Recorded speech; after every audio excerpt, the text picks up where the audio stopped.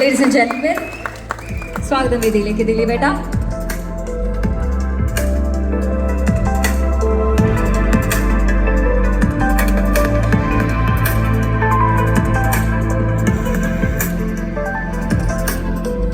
എല്ലാവർക്കും നമസ്കാരം. വലിയ സന്തോഷമുണ്ട്. ഈ വേദിയിൽ ഇന്ന് 2 ചടങ്ങാണ് നടന്നത്. ഒരു വേദിയിൽ സിനിമാ കുടുംബത്തിൻ്റെ സന്തോഷകരമായ ഒരു മുഹൂർത്തം. അതിലൊന്ന് പവി കെയർ ടേക്കറിൻ്റെ ലോഞ്ചാണ്, ഓഡിയോ ലോഞ്ചാണ്. അതുപോലെ തന്നെ പ്രധാനപ്പെട്ട ഒന്ന്, മലയാള സിനിമയിലെ തിയേറ്റർ അസോസിയേഷൻ്റെ പുതിയ ഒരു സംരംഭം, ഒരു നന്മയുടെ സംരംഭം തന്നെ പറയാം. കാരണം വെച്ചിട്ടുണ്ടെങ്കിൽ ഇതിൻ്റെ നമ്മുടെ പ്രസിഡൻ്റായ ഫിയോക്കിൻ്റെ പ്രസിഡൻ്റായ വിജയകുമാർ വിജയേട്ടനോട് പ്രസംഗിക്കുകയുണ്ടായി. അതിനെക്കുറിച്ച് നമ്മളോട് സംസാരിക്കുകയുണ്ടായി. എന്തിനു വേണ്ടിയിട്ടാണ്? കാരണം ഫിയോക്ക് എന്ന് പറയുന്ന സംഘടനയ്ക്ക് ഷോ ചെയ്യാനോ അങ്ങനെയുള്ള കാര്യങ്ങൾക്കൊക്കെ ഉള്ള പരിമിതികളൊക്കെ ഉണ്ട്. അപ്പോൾ കണ്ടുപിടിച്ച വിജയേട്ടൻ്റെ ഒരാശയം തന്നെയായിരുന്നു ഇത്. ഇന്നൊന്നിലേ തുടങ്ങിയതല്ല. ശരിക്കും ആദ്യമായിട്ട് എനിക്ക് തോന്നുന്നത് വിജയേട്ടൻ സംസാരിക്കുന്നത് ലിയോ എന്ന സിനിമ വിതരണത്തിനടുത്ത് തുടങ്ങാമെന്നുള്ള രീതിയിലായിരുന്നു. പക്ഷെ അത് സാധിച്ചില്ല. പിന്നീടാണ് നമ്മളൊരു ചർച്ചകളും കാര്യങ്ങളൊക്കെ വന്ന സമയത്ത് ജനറൽ ബോഡിയിൽ വെച്ച് അങ്ങനെ തീരുമാനം പറയുകയൊക്കെ ചെയ്തു. ഭക്ഷണം കഴിക്കുന്ന സമയത്താണ് എൻ്റെ അടുത്ത് വിജയേട്ടൻ ചോദിച്ചത്, ദിലീപ് ജിയുടെ സിനിമകളെങ്ങാനും നമ്മൾക്ക് എങ്ങനെയാണ്? ഞാൻ പറഞ്ഞു, ഞാനിങ്ങനെ ആലോചിച്ച് കഴിഞ്ഞപ്പോൾ നമ്മൾ ഈ സിനിമ 10-21 വർഷമായിട്ട് നമ്മൾ ഡിസ്ട്രിബ്യൂട്ടേഴ്സ് മേഖലയിലുള്ള ആൾക്കാരാണ്. അപ്പോൾ അത് കഴിഞ്ഞ് ഞാൻ ചെയ്യുന്ന സിനിമ ലിസ്റ്റിൻ്റെയാണ്. ലിസ്റ്റിൻ ഇന്ന് ഇവിടുത്തെ ഏറ്റവും വലിയ ഒരു നിർമ്മാതാവും വിതരണക്കാരനുമാണ്, തിയേറ്റർ ഉടമയാണ്. അപ്പോൾ ലിസ്റ്റിൻ്റെ പടം എന്തായാലും വരില്ല ഇതിലേക്ക്. കാരണം ലിസ്റ്റിന് സ്വന്തമായിട്ടുള്ള പ്രസ്ഥാനങ്ങളുണ്ട്. പിന്നെ ചെയ്യുന്നത് ഗോകുലത്തിൻ്റെ പടങ്ങളാണ്. അപ്പോൾ അതൊന്നും അടുത്ത് നമുക്ക് ഒന്നും ചെയ്യാൻ പറ്റില്ല എന്നുള്ളൊരു ചിന്തയിലാണ് ഞാൻ പറഞ്ഞത്, വിജയേട്ടാ നമുക്ക് ഈ സിനിമ നമുക്ക് ചെയ്യാം എന്നുള്ള രീതിയിലാണ്.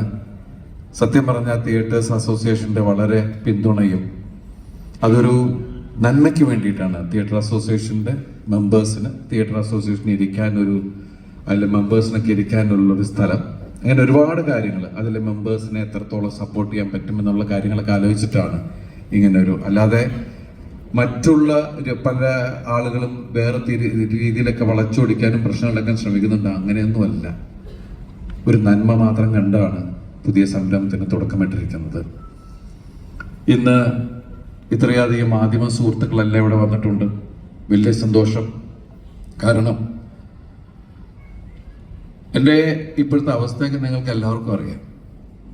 കഴിഞ്ഞ 28-29 വർഷമായിട്ട് ഇൻഡസ്ട്രിയിൽ കൊച്ചു കൊച്ചു വേഷങ്ങൾ ചെയ്ത് ഇവിടം വരെ എത്തിയ ഒരാളാണ്. സത്യസന്ധമായി പറഞ്ഞാൽ പ്രേക്ഷകരുടെ കയ്യടി, അതുപോലെ തന്നെ എന്നെ വിശ്വസിച്ച്, ഞാൻ ഇത്രയും പ്രശ്നത്തിൽ നിൽക്കുമ്പോഴും എന്നെ വിശ്വസിച്ച് ഇവിടെ സിനിമ നിർമ്മിക്കുന്ന എൻ്റെ നിർമ്മാതാക്കൾ, അതുപോലെ തന്നെ എന്നെ പുതിയ പുതിയ കഥാപാത്രങ്ങൾ തന്ന് എൻ്റെ സംവിധായകരെ, എൻ്റെ എഴുത്തുകാരൻ, എൻ്റെ കോ ആർട്ടിസ്റ്റുകൾ, ഒരുപാട് പേരുടെ ഒരു പ്രാർത്ഥനയാണ് ഈ ഞാൻ. അതുപോലെ തന്നെ ഈ സിനിമ എനിക്ക് എത്രത്തോളം ആവശ്യമാണെന്ന് നിങ്ങൾക്ക് എല്ലാവർക്കും അറിയാം. കാരണം ഞാൻ നിങ്ങളെ, ഇത് എൻ്റെ 149ാമത്തെ സിനിമയാണ്. ഇത്രയും കാലം ഞാൻ ഒരുപാട് ചിരിപ്പിച്ചു. കഴിഞ്ഞ കുറച്ച് കാലമായിട്ട് ഞാൻ ദിവസം കരഞ്ഞുകൊണ്ടിരിക്കുന്ന ഒരാളാണ്. ചിരിപ്പിക്കാൻ ശ്രമിക്കുന്ന എനിക്ക് ഇവിടെ നിലനിൽക്കാൻ ഈ സിനിമ എനിക്ക് ആവശ്യമാണ്. കാരണം എല്ലാവരും പറയുന്നത് ദിലീപ് എൻ്റർടൈൻമെൻ്റ് ആണ്. ഞാൻ പല ശ്രമങ്ങളാണ് ആസ് എൻ ആക്ടർ, പല വേഷത്തിന് നമ്മൾ ശ്രമിക്കും. ഇന്ന് ഈ സിനിമ വിനീത് വന്ന് പറഞ്ഞ കഥ, രാജേഷ് രാഘവൻ നന്നായിട്ട് എഴുതിയൊരു കഥ, ഈ സിനിമ പവി കെയർടേക്കർ തിയേറ്ററിലെത്തുമ്പോൾ എൻ്റെ പ്രിയപ്പെട്ട പ്രേക്ഷകരെ വിശ്വസിച്ചുകൊണ്ട് മാത്രമാണ് വരുന്നത്. കാരണം ദിലീപിൻ്റെ സിനിമയിൽ നിന്ന് ഏറ്റവും വലിയ കമ്പനികളുടെ CEO ആണെങ്കിലും താഴെ നിൽക്കുന്ന ആളുകളാണെങ്കിലും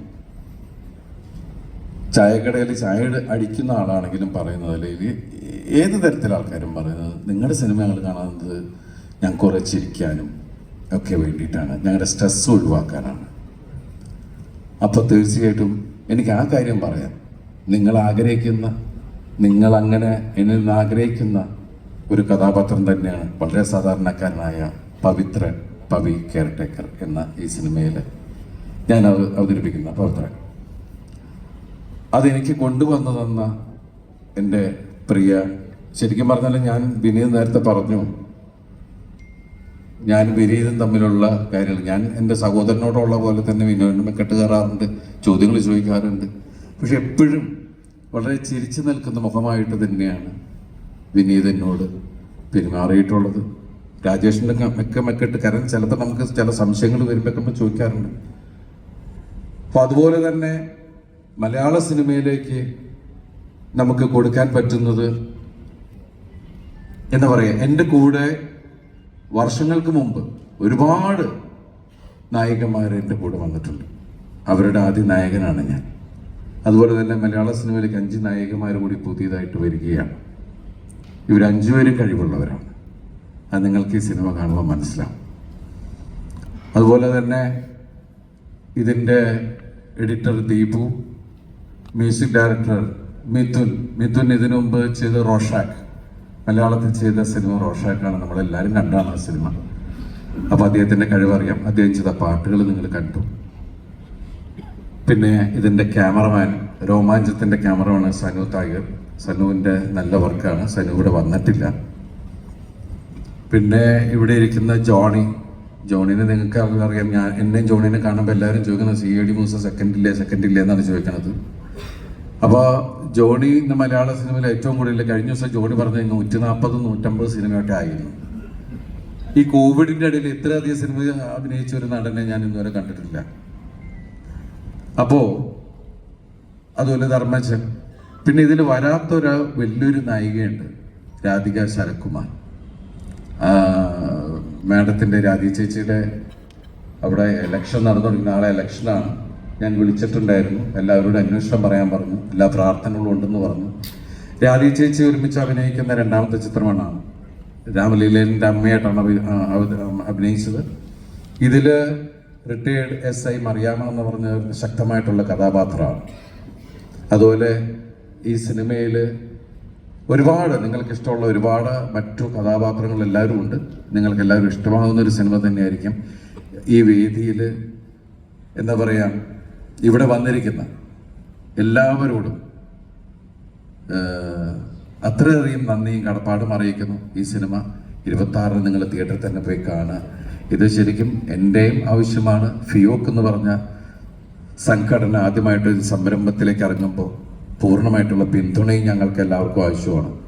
അതുപോലെ തന്നെ ഞങ്ങൾക്ക് ഏറ്റവും വലിയ സന്തോഷം, ഫിയോക്ക് എന്ന് പറഞ്ഞ സംഘടന ഞാൻ ചെയർമാനും ആൻ്റണി പെരുമ്പാർ വൈസ് ചെയർമാനായിട്ട് തുടങ്ങിയ ഒരു അത്രയും വലിയ കൂട്ടായ്മയിൽ തുടങ്ങിയ പ്രസ്ഥാനത്തെ ഗംഭീരമായിട്ടുള്ളൊരു മുന്നേറ്റം, അതിന് ചുക്കാൻ പിടിക്കുന്ന ഞങ്ങളുടെ പ്രിയപ്പെട്ട പ്രസിഡന്റിനെ ഈ വേദിയിൽ ഞങ്ങളുടെ വിജയേട്ടനെ അനുമോദിക്കുകയാണ്. കാരണം അദ്ദേഹം എടുത്തപ്പോൾ പറഞ്ഞു, ജേക്കബേട്ടൻ പറഞ്ഞു 7 വയസ്സേ ആയിട്ടുള്ളൂ.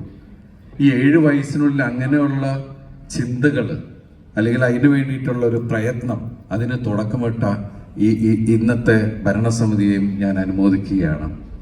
അപ്പോൾ തീർച്ചയായിട്ടും എല്ലാവരുടെയും കൂട്ടായിട്ടുള്ള പ്രാർത്ഥന, സ്നേഹം, പിന്തുണ എല്ലാം ഞങ്ങളോടൊപ്പം ഉണ്ടാവണം. അതുപോലെ തന്നെ ലാസ്റ്റ് മിനിറ്റിലേക്കാണ് പലരെയും വിളിച്ചിട്ടുള്ളത്. ഈ ലാസ്റ്റ് മിനിറ്റ് പോലും ഒരു പ്രയാസവും കാണിക്കാതെ ഓടി വന്ന എൻ്റെ പ്രിയപ്പെട്ട എല്ലാവരോടും ഈ വേദിയിൽ നന്ദി പറയുന്നു. വളരെ അധികം സന്തോഷം. സർവശക്തനായ ദൈവത്തോട് നന്ദി പറയുന്നു. താങ്ക് യു, താങ്ക്സ് എ ലോട്ട്. എല്ലാ പ്രാർത്ഥനയോടുകൂടി പ്രേക്ഷകർ അതുപോലെ പറയാൻ വിട്ടുപോയി, ഇതിന് എൻ്റെ കൂടെ നിന്നിട്ടുള്ള റോഷൻ ചിറ്റു, അതുപോലെ എൻ്റെ സഹോദരന്മാർ അനൂപ്, സുരാജ്, പിന്നെ എൻ്റെ ബാല്യകാല സുഹൃത്തായ KP വ്യാസിനെ വരും. വ്യാസ് ഭായ് ഒരു കൈയടി വാങ്ങിച്ചിട്ട് പോകും പ്ലീസ്. ഞങ്ങൾ രണ്ടുപേരും നിക്രിട്ട് നടക്കുന്ന കാലം മുതലുള്ള സുഹൃത്തുക്കളാണ്. ഞങ്ങൾക്ക് രണ്ടുപേരുടെയും മനസ്സിൽ സിനിമയാണ് ഞങ്ങൾ ഒരിക്കലും പറഞ്ഞിട്ടില്ല. ഈ വർഷങ്ങൾക്ക് ശേഷം ആണ് ഞാൻ സിനിമയിൽ വരുന്നതിന് മുമ്പ് സിനിമയിൽ വന്ന റെപ്രസെൻറ്റേറ്റീവായിട്ട് തുടങ്ങി എഴുത്തുകാരനായി ഇന്ദ്രിയ എന്ന് പറഞ്ഞ സിനിമ സൂപ്പർ ഹിറ്റ് സിനിമ എഴുതിയത് വ്യാസനാണ്. അതിനുശേഷം വ്യാസൻ സംവിധായകനായി ഇപ്പോഴും ആ പഴയ സുഹൃത്തായിട്ട് എന്നോടൊപ്പം നിൽക്കുന്ന വ്യാസനെ ഞാൻ ഈ സമയത്ത് അനുമോദിക്കുകയാണ്. Thank you, thanks a lot. എല്ലാവർക്കും ഒരുപാട് നന്ദി. Thank you so much ദിലീപേട്ടാ.